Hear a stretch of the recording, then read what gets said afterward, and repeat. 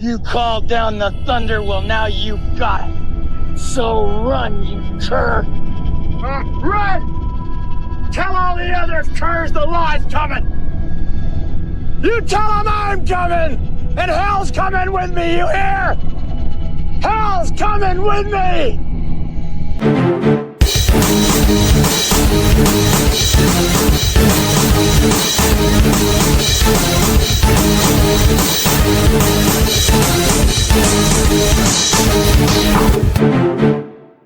Welcome to the Dynasty Defined podcast, a show discussing the most decorated program in the history of sport, the Oklahoma State Cowboys wrestling program. I'm your host, Lee Cothran, and today we have an exciting guest joining us. He was a starter for the Cowboys from 2002 to 2006. He was at Oklahoma State from 2001 to 2006, part of the four NCAA championship winning teams, NCAA qualifier, Big 12 champion. A lot of success in his career here, especially post-college. He went into coaching. Most recently, he's coming off of a stint as the head coach at Army West Point, and he has recently returned to Oklahoma State to be the associate head coach and take on that role and help David Taylor and team build out their legacy at Oklahoma State. So Kevin Ward, Kevin, thanks for joining us here. Yeah, you bet, Lee. I'm pumped to be with you. I mean, I've watched your show from a distance as an alumni and a fan over the past few years, and now I get to be here as a coach at Oklahoma State. So it's cool, man. I'm glad to be with you. Yeah, well, hey, we're excited to have you at home. You know, it's definitely been fun keeping up with West Point and all the success you've had there, producing All-Americans, and that's a really tough job, which we'll get into. Yeah. But yeah. You know, it's been fun to watch you, and heck, it's a lot of fun to see you come back to Stillwater. It's a real pleasure to have such a high quality coach. Well, I appreciate it. I've been pretty fortunate through my career, and I've really enjoyed every stop I've been at. But I think for sure this is the most exciting part of my career and the most fun. Like the best days and the most fun. You know, those days are still ahead of me. So.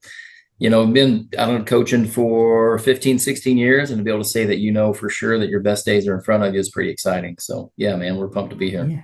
Well, you're a young man, coach. I don't know. I appreciate that. I know in wrestling, it's a young man's game for sure. But I think I don't feel like a young man around this team in this office all the time. Like me and Roper, we're the old heads around here. So yeah, I appreciate it.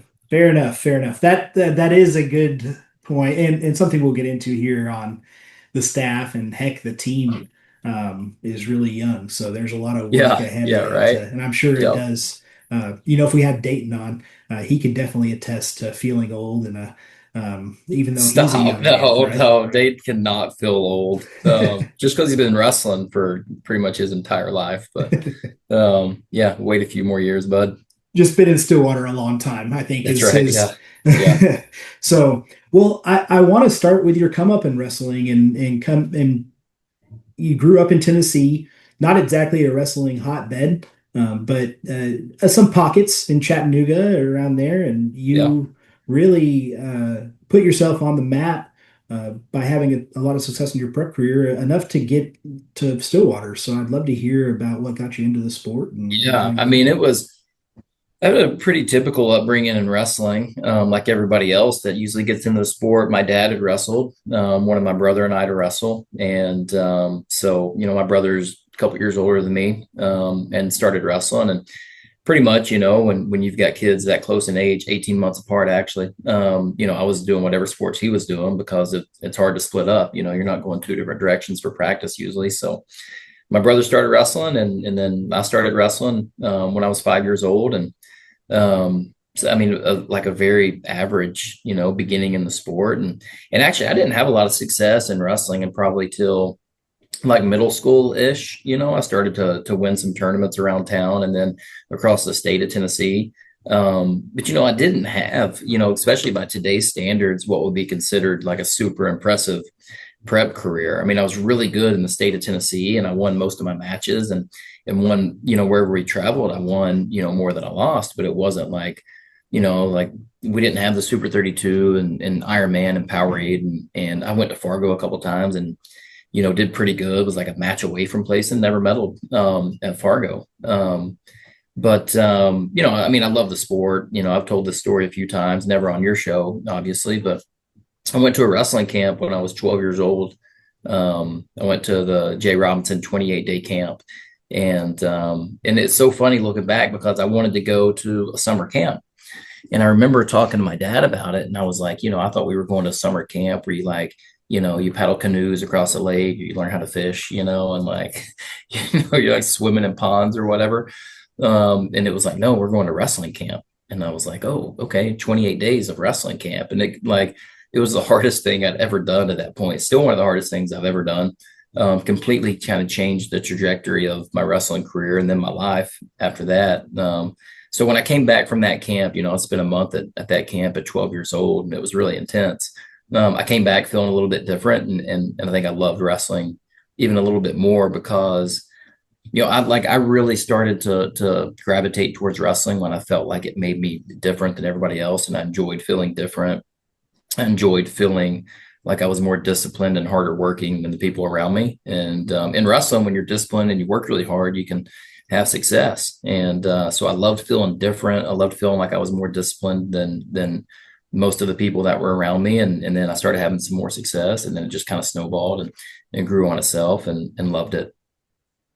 That's amazing. So you had that opportunity, and you got to this point where you were wrestling well, and you did eventually become successful. Otherwise, you're not a D1 wrestler, right? Yeah, So yeah, yeah. Okay, so yeah, my recruitment story, like going all the way back, back to high school, recruiting was different then than it is now too. I graduated high school in 2001, so it wasn't like now where you're getting recruited at the very beginning of. Actually, we're recruiting guys now before they even go to class their junior year of high school. So they're literally like kind of like halfway through high school, and they're being recruited really hard. mhm. Um, I didn't. I think I took one visit in the fall of my senior year of high school. And then I took 3 or 4 visits in the spring of my senior year and didn't commit to go somewhere until maybe like April of my senior year of high school, which is insane. You could never do that now. Like that timeline would never work out. And so, and I wasn't being recruited very heavily either, but there was a tournament in late March or April. It was the high school nationals is what we called it. And it was only, or senior nationals. You had to be a senior state finalist to get into the bracket. And so if you did well there, then you were obviously, you were pretty good. And I went there, and I think I beat a couple people that were nationally ranked, and I wasn't. I'm a guy from Tennessee, never placed at Fargo. And that kind of opened up some doors for me. I had a decent tournament there, and I took a couple visits after that tournament. And my last visit was here at Oklahoma State. And I was like, I mean, I remember looking back at it. It was back when they used to mail you like your letter of intent in the Mhm. mail, and you would sign it and, maybe fax it or send it back. Mhm. So I had gotten one from another school and signed the scholarship offer. I just didn't mail it back yet. And I think, I think because I've always told the story, like the night that I signed it, John called me and was like, hey, when are you going to come visit Oklahoma State? And it completely changed everything. It may have been, a day before, a day after. I don't know. The story's better when I say he called me that night. So Mhm. I signed the papers to go somewhere else. I was going to mail them back the next morning. John calls me that night, and I was like, ugh, okay, I'm going to take that visit, And then when I came out here, it was obvious. I was like, this is the best place to be if you really want to be supported to be able to win at the highest level. That was true in 2001 when I visited in, and it's more true today. But yeah, it was a unique recruitment because it wasn't until super late, and Oklahoma State, came in late in the recruiting process, but it was a pretty easy decision once Oklahoma State became an option. Yeah. I want to branch off here real quick and talk a little bit about recruitment today, as much as you Okay. can. Um, Yeah. how do you feel some of the changes that have been made over the past, oh gosh, 5, 10 years, help or hurt the athletes? I've been curious about that because it seems like there's a lot of pressure on them way earlier. And it seems to be a bit of I mean, pressure's a privilege, of course, and all that stuff, but it seems to be a bit of a hairy process. And of course, you have to do it as a coach, or, you've got to, you can't wait for after their junior year or their senior year or Yeah. whatever. No, I get both sides of it. I think that the first few steps, and I don't know when this was, maybe 10 years ago or so, 8 or 10 years ago, when you started to be able to recruit a little bit earlier than normal. Used to it was the first day of class their senior year. And then we started recruiting, several years back. The restrictions went to you were now able to recruit somebody in their junior year. Um, I think overall that's a net benefit to the recruits, but it's not all a benefit because coaches have a responsibility to their programs as well. And like I've always said in recruiting, recruiting is a win or lose battle. That's it. You go to the national tournament and you win, you score 20 points, and if you get second, you score 16. Like 16 is still a lot of team points. When recruiting, it's either 100 or zero. Like you get nothing for second place, and you can only build a team with kids that are coming. And so, coaches feel a little bit of pressure to know what their teams are going to look like. And that pressure gets passed along to recruits sometimes because, it just makes sense. Coaches have to know what their team is going to be. And if you're not going to join their team, they got to find somebody else who is. Otherwise, you can't win. So that part's made it tough, that it's forced kids to maybe can really make the biggest decision they've ever made in their life up to that point, before they're probably mentally and emotionally ready to do it. The good news is there's good options. So it's not like most of the kids in that situation aren't choosing between a bunch of bad options. They're choosing between really solid options. It's just I wish the timeline wasn't so early for them, but I think it's a lot better than not being able to start until their senior year. And so I think, and there's some chatter about it. I think maybe the answer is somewhere in between those two things. But I think recruiting has definitely gotten more beneficial for the recruits over the past 8 or 10 years. But I think we'll see a little bit of correction, hopefully in the next several years, where it's maybe not quite, so intense before they even start their junior year. Yeah. Do you think the way it is now helps out some of those guys who are further down the board? Because those top 50 or so guys kind of they get their recruitment out of the way. The roster spots fill up at your Yeah. Oklahoma State, Penn State, etc. And Right. then, you've got the guy who maybe plays 2 or 3 sports that's good, but has never really focused on it. Well, he goes to Northern Iowa or somewhere like that. Do you think it's beneficial for those programs, Army? I do. No, I think it's beneficial for those. I think, the new wrinkle that everybody's trying to deal with now is what you just mentioned, the 30-man roster cap. That's going to add some, that's going to be some ripple effects into recruiting. But I think it is beneficial. Let's say, for anybody outside of the top 50 overall recruits, it's just everybody else has to be patient. Mm-hmm. The number one recruit in the country is going to get a lot of phone calls when recruiting opens. The number 150 recruit's not probably going to get a ton of phone calls, and that's okay. It's like you haven't even started your junior year yet, man. It's so you just got to be patient. But I do think overall, yeah, because I think it frees up more. They'll have more clarity in what their options are earlier than they would if everybody wasn't able to be recruited until their senior year. So that's what I mean by I think that overall it's been a net positive for the recruits. It's just maybe it gets a little bit intense a little too early. So maybe that'll correct a little bit. But overall, I think it's a much better situation than it was 10 or 12 years ago when you had to wait to be a senior to be recruited. Yeah. Well, and the guys like a Mitchell Messenbrink are going to be pretty few and far between. But at the same time, yeah, you didn't really do anything until your junior year, but then you go make a junior world team, and you've got a couple more summers, right, to go Right. prove that Right. stuff out. And it sucks for Cal Baptist that situation played out the way it did, but at the same time, the guy ended up being where he needed to be, probably. Um, you know, whatever that Right. means, but it's Yeah. still Yeah. Whatever that means. But whatever that means. I think recruiting overall is in it's a pretty good spot. It's pretty dynamic, it changes all the time. And Yeah.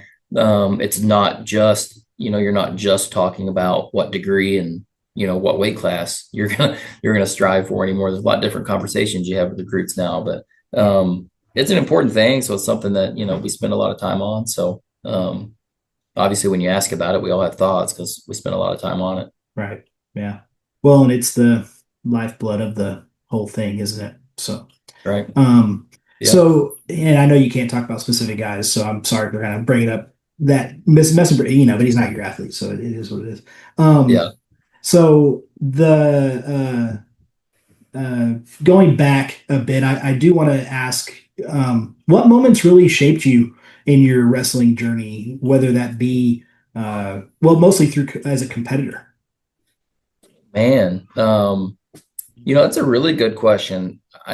I think, like obviously, and it seems almost trivial to bring up, but I bring up a wrestling camp that I went to when I was 12 years old. Like it's not hyperbole. It changed my life. It changed the course and the direction of my life. So I look back at that, and I think like my dad was really supportive of my brother and I. Because to be honest with you, 12 years old was too young to go to that camp.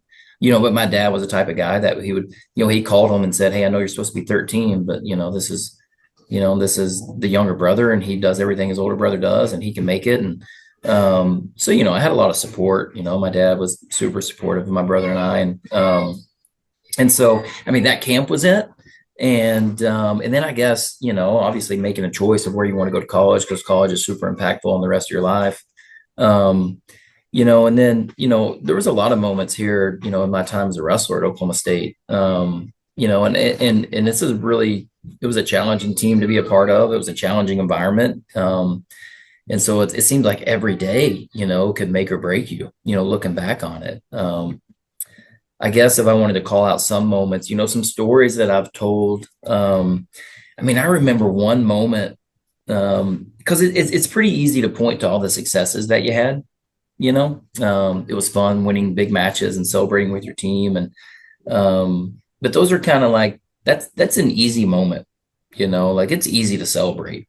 The hard things to do are to be able to come back when you weren't able to celebrate. And I think those are the moments that really have an impact on which direction your career is going to go, and then ultimately which direction your life is going to go.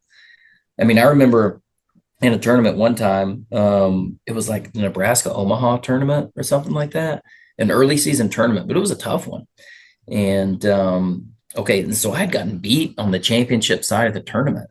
And so I'm in the wrestlebacks of like this early season open tournament, and I have to wrestle a teammate of mine, Eric Dabbs.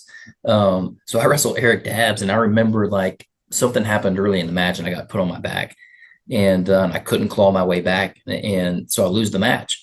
So like I'm going for like fifth and sixth at the Nebraska Omaha tournament, and I was probably a junior or senior at the time. Like I wasn't a youngster anymore. Mm-hmm. And it was so embarrassing. It's like, this is the last match I ever wanted to be in. I remember going into the locker room and being like, screw this, I'm done. I'm not wrestling this next match. And took all my stuff off and showered. And then before I left the locker room, I was like, the heck are you doing? I was like, what, get your stuff back on, So I was like, had that conversation with myself about put your stuff back on and get out there and wrestle. And I couldn't tell you who I wrestled the next match or if I won or lost it. But I remember moments like that where it was like, I'd taken my stuff off. I was done. I was like, I'm not going to wrestle this fifth place match. This is stupid. Mm-hmm. And before I left the locker room, I was like, wait, you can't stop wrestling. What do you mean? Just because you're in this match that nobody cares about? And, it's a small thing, but for me in the moment at the time, it was a big deal. And that's one example. But I think, when you're in a challenging place, where expectations are really high, and they should be, like you're confronted with those opportunities a lot. Like, how are you going to respond when things don't go your way? I think those are the moments that probably shaped my career more than, being able to say I celebrated getting my hand raised in some big matches. Yeah. Well, so you're clearly had having moments like that and having that internal dialogue the way that you did. Could you walk us through how that shaped your coaching career and your coaching philosophy as you're mentoring these athletes? Yeah, sure. And I mean, I've shared that story right there with multiple teams that I've coached. I mean, I don't know how many times I've told it, but I've told some versions of that story a lot. One thing that I think, about my wrestling career that's probably helped me, especially early on in my coaching career, because once you get into coaching, you really don't know anything. You only know the way that you were coached. Like, I mean, I remember my first couple practices, maybe my first season of coaching. I'm just thinking to myself, like, what would John do here? Like, what would he do? What would John say? I'm going to say that, you know? Hmm. Um, so you only know how you were coached and the people that you were around. I mean, you have an idea of what success is supposed to look like, but, um, like my college career wasn't, it wasn't easy. Like if you walk around Gallagher, you're not going to see my name on record boards or my pictures anywhere. So like, I mean, I had to like struggle and fight for any success that I had. So maybe understanding that, just how freaking hard it is, and being able to never forget that as a coach, just what these guys signed up for and what you're asking them to do, just how freaking hard it is.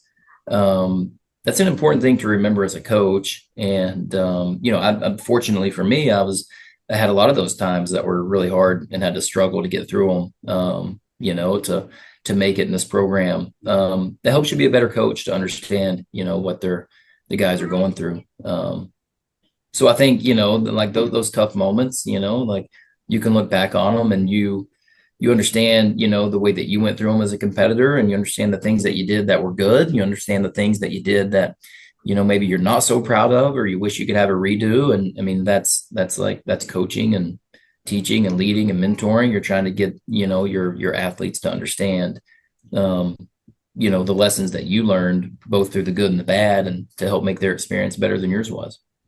Yeah. Wow. Well, so you clearly hate to lose, which is a common Sure. attribute of Yeah. most wrestlers. Yeah. But you finish competing, and then you go to Ouachita Baptist and decide to build a program from scratch there in Yeah. Arkansas, Yeah. where there's Yeah. probably a lot of losing happening early on, right? Now Well, you had yeah. success, but at the same time, you kind of put yourself in this situation where you're going to have to potentially do something you hate. You probably didn't think that at the time. No, I Um, was so naive. Just like I thought we were going to go in there and just light it up. Okay, so the honest truth is, I got out of wrestling for a couple years after I graduated. Coach Smith let me stick around, finish my master's degree, be a grad assistant, do that stuff. But then when I was done with grad school, I was like, I'm going to try something else. So I got out of wrestling for a couple years. I missed it. This is the long story made short here. I was so desperate to get back into wrestling. That when I heard that there was a job opening at Ouachita Baptist, they're starting a Division II program. I wanted the job. And, I mean, in hindsight, nobody else was dumb enough to take the job, but I was just like, okay, I want it. This sounds exciting. We can build a program and recruit kids and coach them up and be able to win. I mean, my first year there, so when I showed up, there was no program. There was nothing. right. It was a startup program, and we finished, I think, last place in Division II is different. You don't have conferences. Well, you do, but you qualify through a super region. We placed like 14th out of 14 teams in the super region that year. I mean, it was brutal, but we won some matches during the year and maybe won a couple of dual meets. But finishing the season like that after your first year, I mean, that was painful. But things turned around pretty quickly. We got some good Yeah. wrestlers in there and turned around pretty quick. But it was a struggle. And but it was the best thing for me, because when you're starting a program, I was doing everything. I was showing up there in the mornings, taking the laundry out of the dryer, putting it in the lockers, cleaning the mats, practice, repeat all that, wash all the clothes, clean the mats, go to the weight room, be the strength coach, be the study hall monitor. So you kind of learn all aspects of a program. The losing wasn't fun, but the lessons that you learn through building a program and then, kind of bouncing forward from the losses, that was, you can't really put a value on it. It was like, I mean, it was so great for me as a young coach. Yeah. Well, ultimately, yeah, you had a great time there. You were named the D2 Coach of the Year. You led the team to a fourth place finish at the NCAA championships that year that you were named the D2 Yeah. Coach of the Year. You had 10 Yep. All-Americans, two NCAA finalists, right? So Yeah. You're right. It didn't last long, and probably goes back to that. Like, hey, I don't really like losing, so we No, may as well do I, better.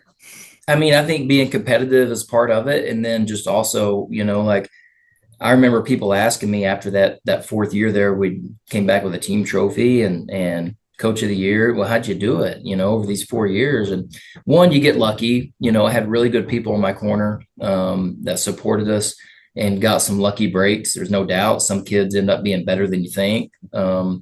Sometimes a call goes your way, but I mean, like to pretend you don't have to get lucky at least a little bit is, I think, a little bit naive. Like Mhm. you do need some luck on your side. Um, but I mean, one of the biggest things was I just always believed we could do it, and I think in hindsight, when I look back and I was so convinced that we could have success there, I think athletes have no choice but to also believe it. Mhm. And they were an awesome group, man. I still look back and think those were some of the funnest times I had coaching. Like, I mean, no kidding. Okay, so I'm at Oklahoma State and I had to, like, 2 weeks ago, I had to go take like a full day course on how to drive a 12 passenger van, for insurance, cover your butt reasons, whatever. And I'm thinking back and I'm like, I used to drive a 12 passenger van with maybe 13 wrestlers in it, for 8 or 10 hours to a tournament, coach all day, and turn around and drive the van back that night. And I had no certifications, But I look back, I'm like, those were some of the most fun times I had coaching, was driving that van halfway across the country with these wrestlers. And I was just a couple years older than them, Yeah. But the relationships we built there, like, I mean, I had a freaking blast doing that. It was so much fun. Yeah. Well, and I'm sure being an upstart, everybody kind of was rowing in the same direction, right? Just having that attitude of building the culture and building something was probably not easy, but getting guys to buy into it was probably not that heavy a lift, especially when you're going and recruiting them from, oh gosh, Texas, Louisiana, Arkansas, Oklahoma, guys who were going. Oklahoma. Yeah. Yeah. Yeah. I mean, the state of Oklahoma, Missouri, and Texas, I guess, are like, I mean, Tuttle and Cushing Hmm. and Neosho, Missouri, those three towns kind of made that program for the most part. But no, I think, I've never really, like, setting the expectations was never really hard for me. It's kind of the way I was raised. Like Hmm. I've never considered myself a disciplinarian as a coach. I just have a very strong view of the right way and a wrong way to do things. Like, not that there's not a lot of different ways to do it, and there can be a lot of right ways to accomplish something. Hmm. But I can also draw the line between the right way to act and the wrong way to act. Yeah. And so culture building from that point's always kind of, I guess, come natural, where like I've just had a very strong sense of right and wrong, because my dad did, and that's Yeah. kind of what he instilled in my brother and I. So from that standpoint, the culture building part of it wasn't that hard. It's just the hard part is being patient enough to let that take hold. Hmm. And that's true there. It's been true everywhere I've ever been. Yeah. It's like as a coach, you have a strong sense of how you want to do things and what right should look like and feel like in your program. And the hard part sometimes is staying true to that, even when you're not having success. You think maybe you should change things when the reality is you shouldn't. Like you need to get better in some areas, but also just believe in the way that you do things. Hmm. And if you do and you're doing things the right way, then you just have faith that success is going to happen. That's how it started at Washita. That's how I did things when I was at West Point. It's still my philosophy now. Yeah. Well, that's what I wanted to get into next was you take that success and go to West Point where um, things hadn't been awesome at Army for a long time. Yeah. They hadn't your 2018-2019 season was the first year that they had seven qualifiers since 1987. Well, yeah. Yeah. You'd had um, multiple All-Americans and all of this kind of stuff, but West Point was getting maybe one All-American per 5 years up to Yeah. that It wasn't point. a lot. Yeah. So, and while there are resources and it's a solid place to go wrestle if you can get into West Point, Yeah. it definitely didn't seem to have quite the culture that it was a extracurricular activity for cadets, right? Kind of. Yeah. Uh, and Yeah. and you came in and you instilled a culture of winning and walk us through that. I mean, you just talked about it, but now you're at the D1 level and you're recruiting guys that are top tier. Like, what what went into that? How'd you adjust? So, well, adjusting, going from anywhere to a place like West Point's a big adjustment for anybody that's never, I've never served. I've never worn the uniform. Kind of going in as just a wrestling guy, into this unique environment. Um, had a lot of really good help there too. There were some guys that they're called officer representatives or ORs that work around the program. Like if it wasn't for a handful of them, I never could have made it there because they really helped me get to know the place, looked out for me, kept me from getting in trouble, like all the things that I needed. They kind of kept me, they listened to what I said, my vision, and how I wanted to do things, and then figured out ways to help me make that work in an environment like West Point. But when I got there, so I'd looked at the past of the history of the program, and you had guys like Maurice Worthy and Matt Kyler and Philip Simpson, that were some of the best in the country when they wrestled there, but they weren't surrounded by like a super strong team outside of a few standout individuals. And I've just always wanted to be able to build a really strong foundation and a really strong team, and then let the individual performances be built upon, the team's success. That's the approach I took there, and proud of the work that we did there. But it was always about, we're going to build up all 10 weight classes. We're going to coach all 10 weight classes. As I look back, those first couple years, I definitely made some mistakes in that there were some guys in the program that really could have really competed for high All-American honors. And I wish I would have, spent more time with them and invested a little bit more in them. But at the same time, if I wasn't spending more time with them, I was spending it with their teammate, and so they were part of a better team that had a lot of team success. It's challenging at most places to have both. And everything you do at that place everything you do is super challenging, like more than it is anywhere else. But it was a lot of fun. That was always my approach. Is I want to be able to build moments and be able to celebrate as a team. When you're there, you have a rivalry that's really important to everybody else around the program. So you have to have a good enough team to be able to win one dual meet a year. And so you got to be able to win at least 6 weight classes, and then balance that out with wanting to be nationally competitive as well. And then have individuals that can, rise to the top in March. Everything about that job is pretty tough and challenging, but it was an awesome experience, man. Like the things I learned there, about building an organization and really like how to lead an organization, how to teach leadership to others, and what leadership really is supposed to look like and feel like, and the environment that creates for your team. Such an awesome experience. And it was a lot of fun. Happy to talk more about it if you have questions, or, what, if it's coaching there or at Oklahoma State, whatever it is, I'll talk about it all.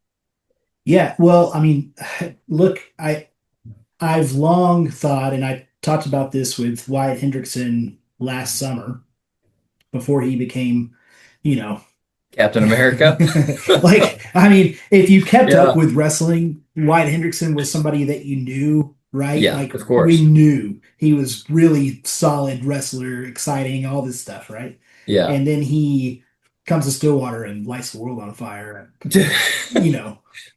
That's great. I mean, what more perfect situation could have happened there? And it was the previous day, everybody, he was coming to OSU pretty much. Yeah. And Yeah. then, the new staff gets to adopt this and Tammany and say, okay, So I was at a tournament, I guess this was last, January. And it's an open tournament in January, and Air Force sent some guys there too. And I'm sitting there talking to Sam Barber, Air Force's coach. And this is last year when Wyatt was here at Oklahoma State. Mhm. we're just chatting. Hey man, I'm proud of, the success Wyatt's having for you guys. It's good. And he was like, you'll get a kick out of this. And he like showed me a message that Wyatt had sent him. And he was like, Coach, it's crazy what you can do when you're able to get 10 hours of sleep at night and only take 12 credit hours. That's and Like, yeah, that's isn't it yeah. crazy?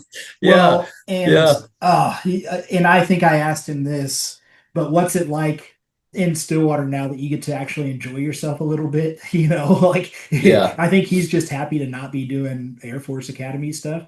But It's a grind, man. Yeah. There's like, yeah, the service academies are a grind. and but that's what I want to talk about is, you know, at a service academy, you're putting yourself in a situation where you're going to have to work and be disciplined, and Yeah. the environment that you're Yeah. in forces you to do that. If you're willing to do it and make the sacrifice, there is an amazing opportunity as Wyatt Hendrickson is living out. He's a bit of a special circumstance because he got that fifth year. But if you go to West Point or the Naval Academy or Air Force, and you're not, a top 20 recruit, right? You're somebody who isn't necessarily getting your door knocked down by the Oklahoma State, Penn State, Ohio State, Michigans of the world. Yeah. Um, I feel I've felt like that's a pretty darn good deal if you can get in and you're willing to do the work and make the sacrifice and you go there.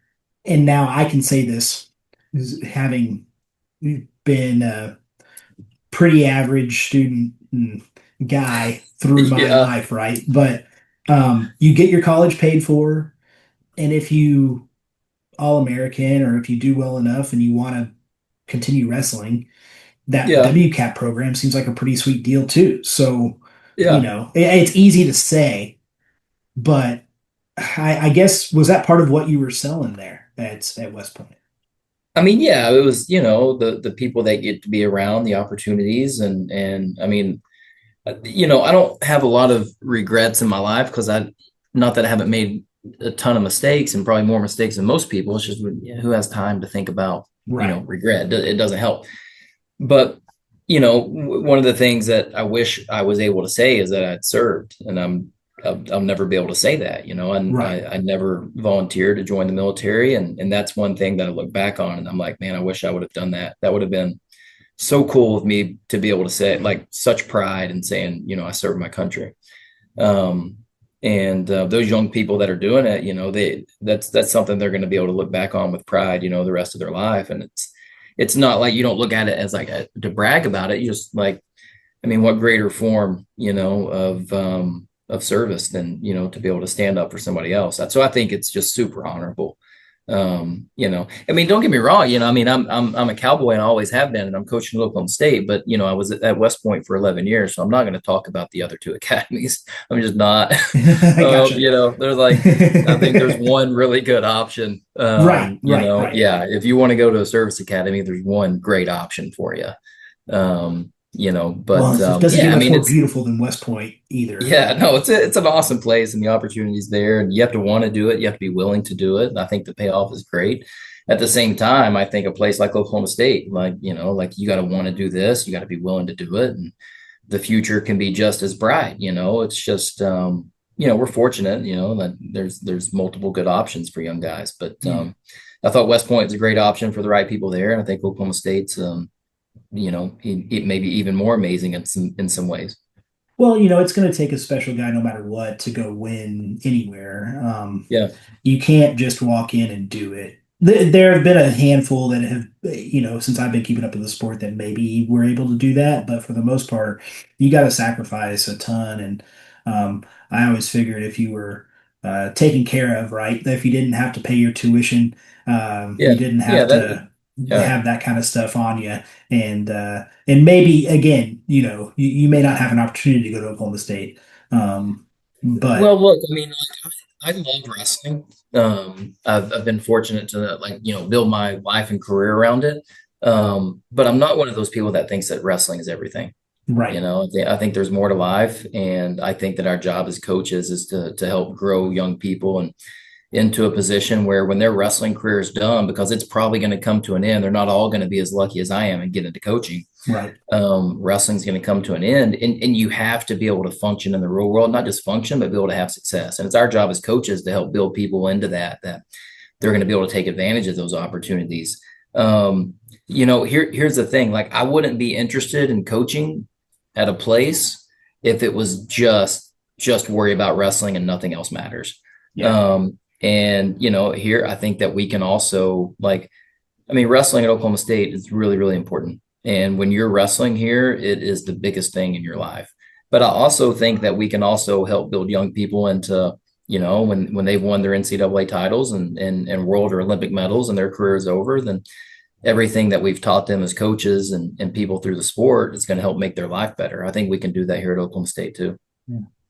How do you approach balancing the discipline that it takes to succeed with the encouragement that you have to get up every morning and stay late after practice and all that stuff? I don't know if you're allowed to ask guys to stay after or put in extra work or whatever, but I guess yeah, how do you balance all of those things? And That's just kind of coaching.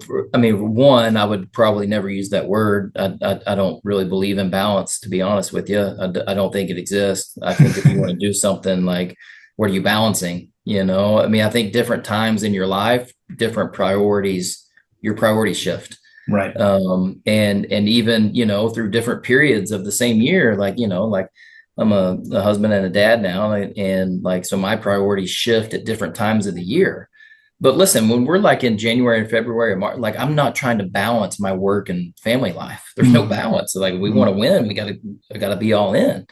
And your priorities kind of shift at different times. But I've never really, there's people that are going to be able to eloquently tell you how to balance things, and it's going to make perfect sense, and it's going to be inspiring. It's just, to me, it doesn't make sense. Like, what is balance? I'm not, life's not a checkbook, like, I'm not trying to balance it. Like, your priorities shift. But I think, when you get into coaching, like, use all of the demands that the sport has and requires, and how do you use your tools as a coach. That's kind of there's an art and a science of coaching, and there's a lot of art to that. Of every individual is different. So how do you balance, to use the word, the challenges with the encouragement? Everybody's different. That's kind of the art of it. And really good coaches figure that out, and really good athletes figure it out too. That's true in wrestling. It's probably true in every sport. Coaches probably get more credit than they deserve sometimes. These athletes, they got to figure it out. They got to grow up, and the ones that figure it out, who they are, because you see their name at the top of every bracket. Yeah. Well, yeah, so have you had an athlete that's come to you and said, "Hey, this is how I like to be encouraged, and this is how I need you to show up for me"? It's usually, I think it's usually me asking them, Hmm. because in my experience, most athletes don't come up to the coach and say, "Hey, coach, I know that you like to do this, but I really need you to do that." Hmm. Because it kind of seems like almost disrespectful in a way, because you're supposed to trust your coaches, Right. So that's more of a dialogue, really. But I straight up ask that question: "Hey, what do you need from me? Like, how do you need me to coach you for you to be your best?" And sometimes you'll agree with what they say and it makes total sense, and sometimes you don't. Hmm. Sometimes you say, "I know you think you need that, but I'm telling you, like, let's look at this different approach, and have faith in me that we can get you where you want to be, but it's going to be this way that does it." Yeah.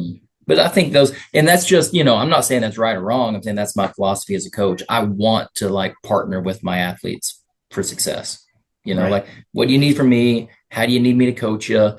But look, there's going to be some times when I'm going to put my foot down. Like, I'm going to stand on what I think is right, and I'm going to tell you whether you think it's what you need to hear or not. But that's an ongoing process, I think, with every athlete. Yeah. How much did John Smith and the OSU culture that you came up in shape how you lead? I would say probably more than, I probably realized more and more how much of an impact it had every year that goes by. I believe it had more of an impact now than I think I thought so when I was 25. Mhm. Because you only know what you know at that time, you know. But now with more experiences and, just more life has happened between college and now, I can look back and, the one thing I've always gone back to is how lucky I was to be a part of the program. Like I saw what it took, just how relentless John and the rest of the program were every single day. Like John was never ever satisfied and probably still isn't, you Mhm. know. And just that drive of John used to say things, and I've heard David say this too, like winning your first national title is easy, winning your first world title is easy, and most of us sit there and we think like winning a world title is easy. What the heck are you talking? He's like, yeah, winning your first one's easy. Try winning, two or three. Mhm. Um, but that kind of puts, if you think about that, like that's somebody that's saying, I was just the best on the planet. That was easy. Now I want to go do it again. It's going to be harder.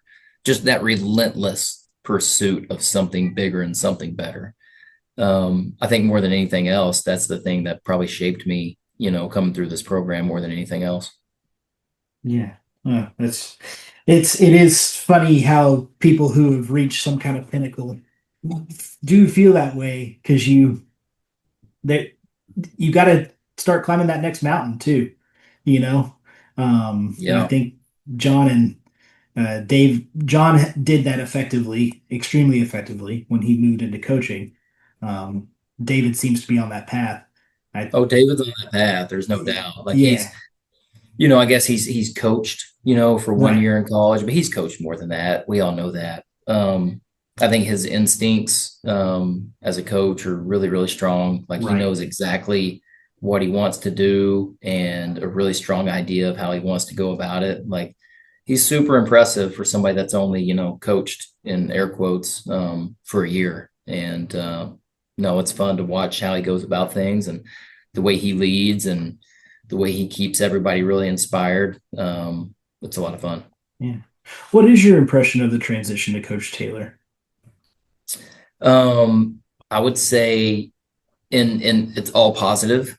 Um, and it's a different approach than what I think people were used to under Coach Smith.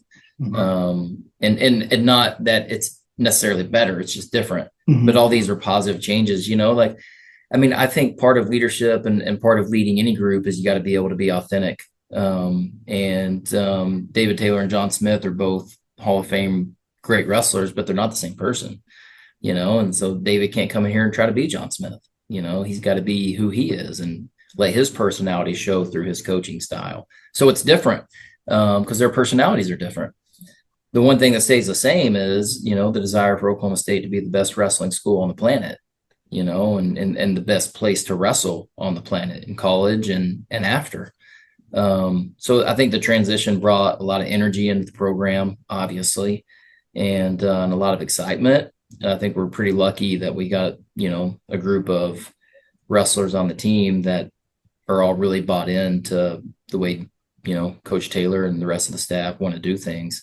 And that keeps it fun and that keeps it exciting and makes you want to show up to work every day because the guys just like, I'm not kidding. Like they give us a ton in every workout. Like Mhm. their effort and their energy, it's inspiring to be a part of. So it keeps you wanting to come back to work and coach even harder. Yeah. What are some of the things that you're bringing with you from West Point to Oklahoma State to build things out? I mean, I would say it's not just from West Point, it's probably Right, my, what are you bringing from your entire life, all right, of right, your right. experiences. Now, obviously, a lot of my experiences, my coaching philosophy have been shaped from my time. I mean, I think when I look back at lessons I learned from coaching at West Point for 11 years, and it's mainly the lessons I learned from the other leaders that I was around. Like really, like I'm around this fantastic team of people who are actually leaders in the military. Hmm.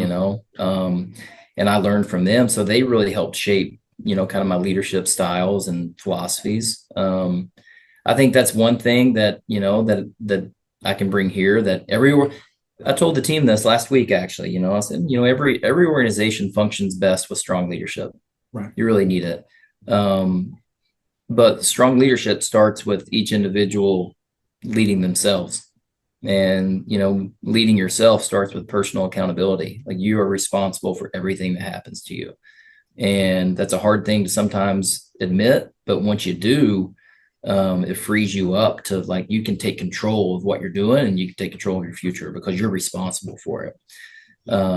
So just, I think just being fortunate enough to be around a lot of really good leaders and organizations that are really well led, bringing those experiences. And then, of course, I was part of some great moments and part of some tragic moments at West Point. And so I think, just bringing in years of experience and dealing with, like really highs and then like devastating lows are things that you can only get through experience. And hopefully that's experience that'll benefit Oklahoma State. Yeah. Well, I got a couple more questions for you here, Coach. Sure. I know we're kind of getting to time, but I want to make sure we get to them. I'm curious, what do you think that wrestlers carry into life that other athletes may not, or regular people may not? Yeah. I think for one, okay, so this may not be a popular answer on, a wrestling podcast, but I think wrestlers are certainly different. But I think a lot of wrestlers think that they're more different than they really are. Mm. I think all sports are great, and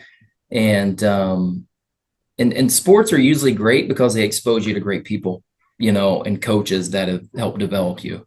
But there's some things about wrestling that you can't argue with, like the ability to walk out into an arena and it's one-on-one, and the personal accountability that you have to eventually, no matter if you believe it or not, if you wrestle long enough, you're going to accept it, that you're responsible for what happened to you. It's hard to get that out of a team sport. Not that team sports can't be great, they are. But I think that personal accountability is really strong. And just that kind of dogged, like when I started at Washita, when I was like, oh, we'll just win, we'll just work so hard and figure it out until we win, that kind of naive, but like bold way of thinking, I think is probably unique to wrestling. So the accountability and the ability to believe that you can get it done. I think that's unique to wrestling. And I think those are things that serve wrestlers well the rest of their lives, and there's this, I've told this to a lot of groups. There's this famous like misattribution of a quote to Dan Gable where he said, once you wrestle, everything else in life is easy, or something along those lines. And I'm like, dude, that's total BS. One, I don't think he ever said that. Right. And I think he said he didn't say that, but like life doesn't get easy after wrestling. No, it's not. It's not like, it's not easy. Life's still hard. Well, but you're equipped to deal with it. There's, and I don't want to say this and get confused for a Dan Gable fan, because that's definitely not what I am. Right, I get it. Yeah. But the man, when he was in high school, his sister got killed. That wasn't easy. Yeah, I think that was a lot harder than any wrestling he ever did. I think wrestling was easy after facing that down. Right. And in the dynamics that he had to deal with after that happened, right? So yeah, it's funny that he gets attributed that quote. I don't think. Yeah, I don't think. But I think I think maybe back to the question you're at, like wrestling, it gives you you're equipped to handle things. Life's not going to be easy, right? But you're going to be equipped to handle hard times when they come along, right? What does the Cowboy culture mean to you? I mean, it means a lot to me personally because it's like helped shape so much of who I am. I mean, this Oklahoma State, if I look back at, my college career, Oklahoma State gave me a couple of degrees, 4 national championship rings, and a lot of memories and friendships there. And, I met my wife, so Oklahoma State gave me my family. Those things are like, I mean, what more could you ask for out of the school? It gave me so much. Now I want to be able to give back. Right. to it. But I think this program, my memories being here is really tight bonds with your teammates, really strong accountability from amongst your teammates, for holding each other accountable. And then just, a group that really wanted to be the absolute best. And we had coaches that wouldn't let you settle for anything else. And those are, I mean, what more do you want out of your college wrestling experience, so it means a lot to me. And, I think I'm pretty lucky to hopefully be able to give back. Yeah. Well, and you definitely beyond the Oklahoma State Cowboy culture. I think there's some pretty strong Cowboy culture in your family, right? With your brother and you Yeah, guys. you had a chance to meet my brother down at the social, right? Right, Yeah. right. So listen, I grew up right outside of Chattanooga, Tennessee, 20 minutes away, Soddy Daisy, Tennessee. And it's kind of a little hick town, but it's not a cowboy town at Right, all, right. But my brother just decided, like, when he was in high school, that he was born 100 years too late and he was going to find a way, to go back in time. So like, yeah, he picked up and moved to Colorado. I think was his first stop, and he's been working, as a cowboy in Colorado and Oklahoma and Texas, and ever since. But yeah, so It's yeah, hard I to guess as cowboy fate would in have it, yeah, cowboy culture right there in the family. yeah, it's hard to cowboy in Eastern Tennessee, I think, with all the hills and trees and stuff. Like, yeah, Yeah. yeah. Every cattleman I know hates trees. So Well, it's yeah, well, Eastern Tennessee would be a bad spot for it. So I guess, the middle of Colorado is a better yeah, spot. yeah, Eastern Yeah. Colorado at least. Yeah. So well, cool. Last one here. We touched on it a little bit earlier, but there's a ton of youth in at Oklahoma State right now with the coaching staff, or at least I hope that they're youthful because I'm the same age as Jimmy Kennedy and Tyler Caldwell, so and only a couple of years older than David Taylor. So I hope there's a lot of youth there. Yeah. But like I said, you're still a young man.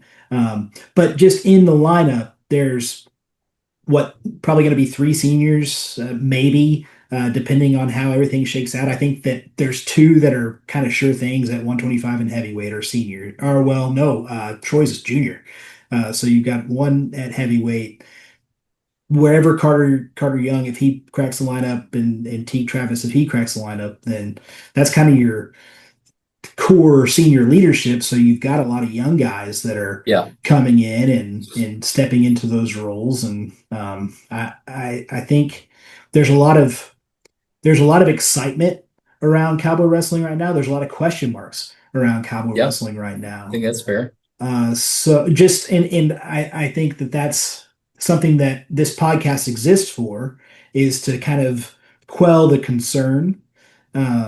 It's I've been trying to do it for the guy who makes all my videos and stuff, Gift Tannen. He jokes that Lee was just shining a light into a tunnel somewhere, and he was saying these guys are this good, and these things are going to happen, and it's going to be Yeah. a very optimistic outlook, but that didn't pan out for a lot of guys. But at the end of the day, that's kind of what I've been trying to do. So speaking with you and you coming in and having an opportunity to get to know some of these guys, what excites you the most about the team right now? Well, there's I mean, of course I'm going to say this, but there's a lot of talent in the room. But I think it's fair it's fair for you to say, like, there's some questions, because look, I'm not going to set the starting lineup. They're going to do it, Mhm. like, it's not going to be Kevin Ward. It's going to be whatever wrestlers is going to be Coach Taylor. So I'm not going to predict lineups. It's the questions are, who's going to take advantage of the opportunities that they have the most, the opportunities of training every day, because they have a lot, and this coaching staff puts a lot into them. Like, they're going to be coached hard with a lot of energy. Take advantage of that. Take advantage of the people that are looking out for you outside of wrestling, because that'll help. Everything that goes on outside of wrestling helps make wrestling possible. Take advantage of those resources. And then if you're fortunate enough to put a singlet on and get out there and wrestle, take advantage of that.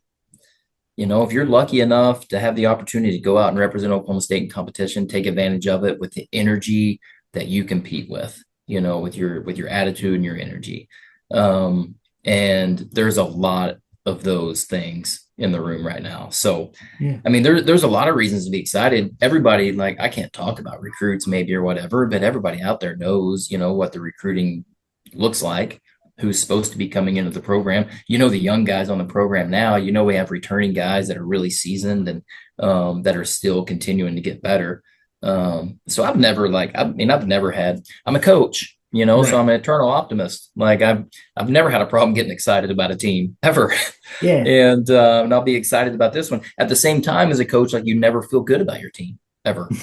Like there's never a time where I feel like, oh yeah, we're good. You always feel like, oh my God, like you just kind of feel on edge a little bit.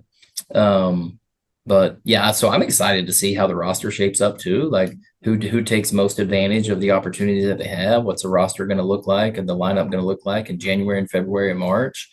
I'll be as anxious, as maybe some people listening to the show to see what that looks like. Yeah. Well, there's just no sure thing really. And then I think you're crazy if you don't think that um, Jersey Rob or Coulter Burton or some of these guys that are not household names today, but are guys that could definitely jump up and crack into the lineup and be guys that Yeah. you rely on, Well, I right? think I think especially, like I mean, I'm fortunate to be in the room every day, so I can see how hard, like those two guys you mentioned, I can see how hard they work, Mhm. um, which is really, really hard.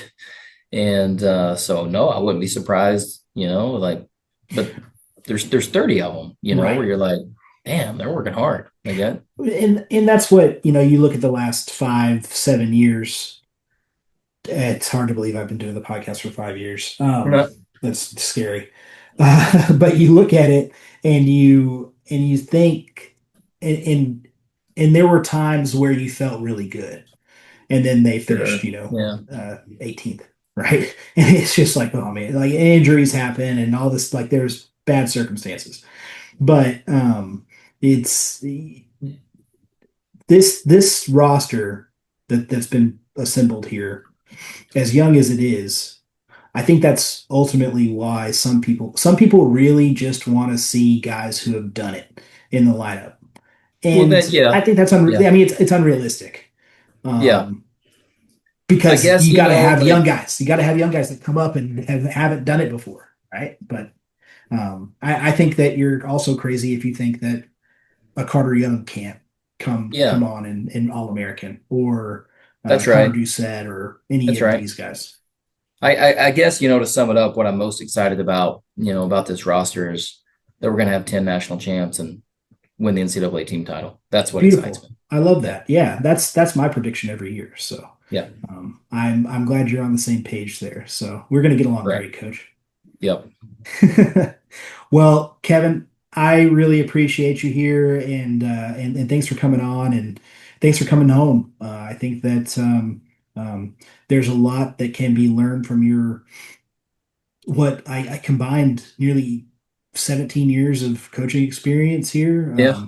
11 Yeah. years I thought at you said I'm a Westwood. young man. That doesn't I make me sound very young. Well, I look back at my 17-year career selling and I think, what the heck? When did that happen? How did that Yeah, I happen? know, I right? don't understand. So I'm with you on that. It's scary. Time is a cruel, cruel uh, master of us all, Yeah. right? Yeah. Yeah. It gets us But all.